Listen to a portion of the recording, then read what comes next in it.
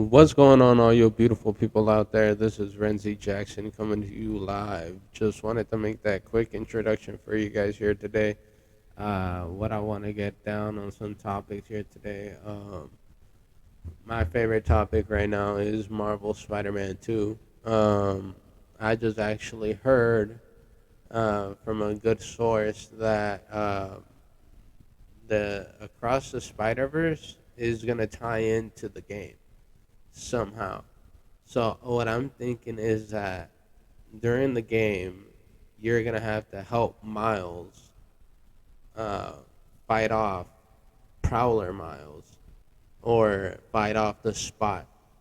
Or no, I don't think so. That's probably a little bit overboard. That's probably a little bit too much for the game. But maybe Miles from the Insomniac games is like, hey Peter, I need to go help Miles real quick. You gotta hang tight on your own.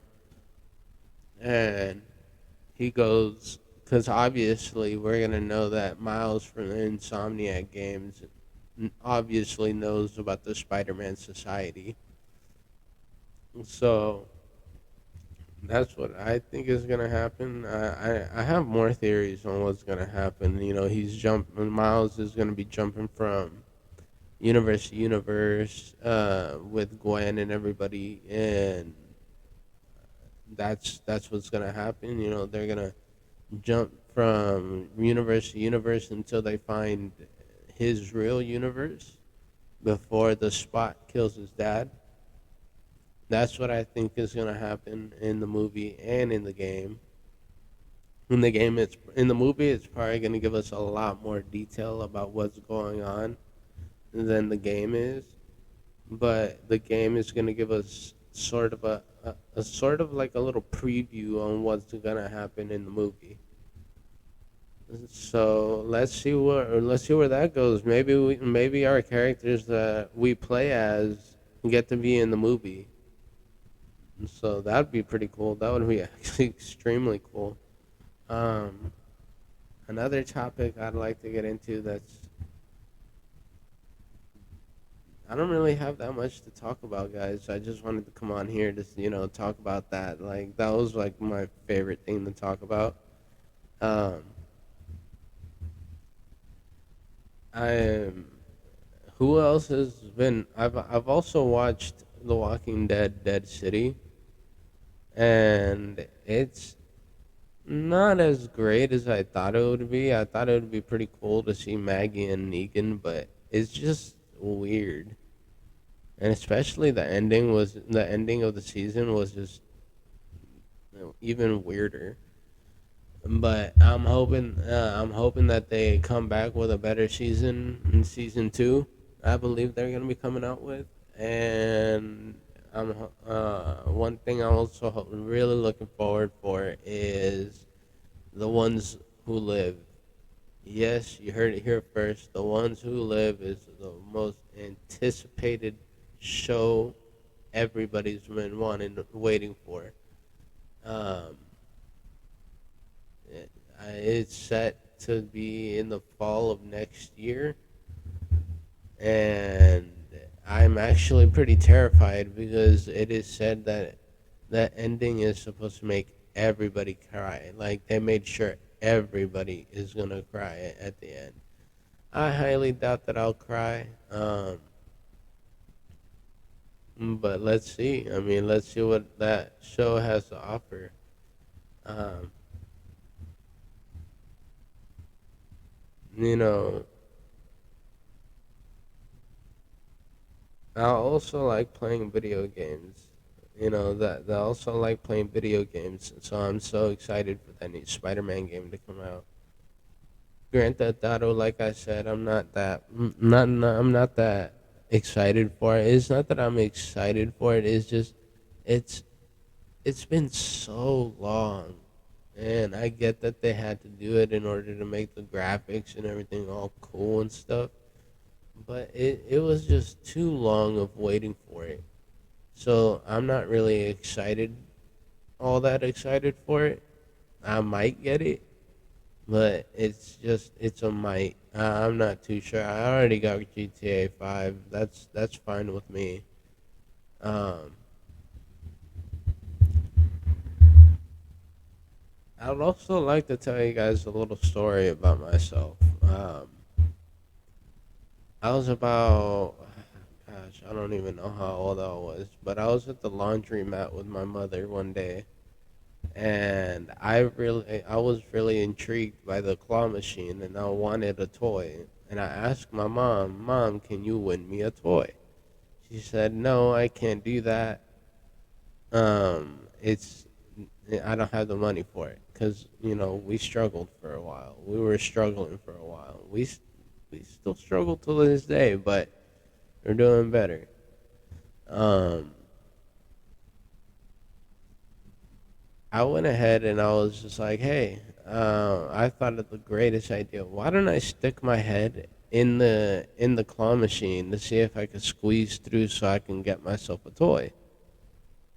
And I did that, and I had too big of a head, and I got stuck.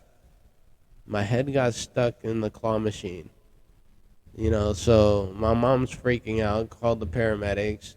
They had to bring the paramedics came by, then the fire truck came, and the firefighters were all laughing at me because they couldn't believe like I don't even know how old I was. I gotta say 5 year old's head stuck in the claw machine because he tried getting a toy. I saw Buzz Lightyear. I was really wanting that. I saw Buzz Lightyear and I was like, "Yup, that's what I'm going for. That's what I want, and I want it." So I went ahead and did what I did, got my head stuck, and now they had to break the whole claw machine in order to be able to get me out. And guess who didn't get a toy that day? This guy. I also have another another story to tell. This was back when I was like 4 years old. I'm jumping on the bunk bed, jumping up and down, jumping up and down. I'm told my mom's told me, "Hey, you gotta stop jumping on the bed or else you're gonna fall and hurt yourself." And I'm like, "No, I'm not. No, I'm not." I kept jumping and I kept jumping, and then I decided, "Hey, I'm gonna be Spider-Man and I'm gonna jump off and land and be badass." Nope, that didn't happen. As soon as I jumped, my foot got caught on the railing, and I went forward, broke my leg, broke my leg, and that after that day, I never jumped off the bunk bed ever again. I learned my lesson. um, I got other stories. This one time, I had a bunk bed again. Me and my brother. This was a long time ago. We had a bunk bed. I had the top bunk. He had the bottom bunk, and it was just a normal brother routine and everything, going to sleep and all that. Late at night, while I'm asleep, I move, and I don't know how often I move, but I get close to falling off the bed all the time. Well, no, in that case, I actually fell off the top bunk, and I landed, and I just remember going and crying to my mom, "Mom, I fell off the bunk bed." And my mom's trying to comfort me and all that stuff. And 5 minutes later, my brother comes out the bedroom laughing his butt off. He explained it to me. He explained to my mom that he saw. All he did was he was falling asleep and he saw a white dash just and hit the floor. And that's the end of that story. That's what happened. There's a lot of stories of me getting injured, and it's hilarious. Um, my next story that I got to tell you guys is I was at a local youth venture, and I like to use the ramps that they had because they had skateboarding ramps. and I had a scooter, so I was like, yeah, I'm gonna get my scooter. I'm gonna use the ramps. So we went ahead and we're all out in the ramps, all the kids and everybody. We're all doing tricks and stuff, and all of a sudden, I go down the half pipe, and when I go up, my feet slip because the grip tape on my scooter was wearing off. So my foot slipped, and I smacked the metal bar.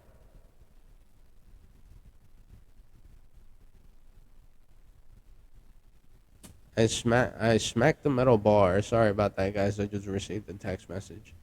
I smacked the metal bar and I slide down, and I'm in pain.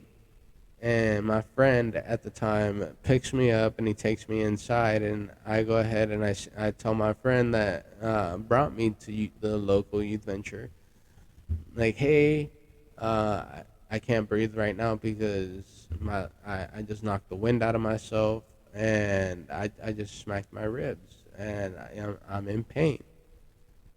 But the pain didn't last for that long. It ended up going away, and I was like, oh, okay, cool. Uh, we went to my mom's house, told her about it. He pushed on my ribs and everything, and it was perfectly fine. And then it took to be the next day.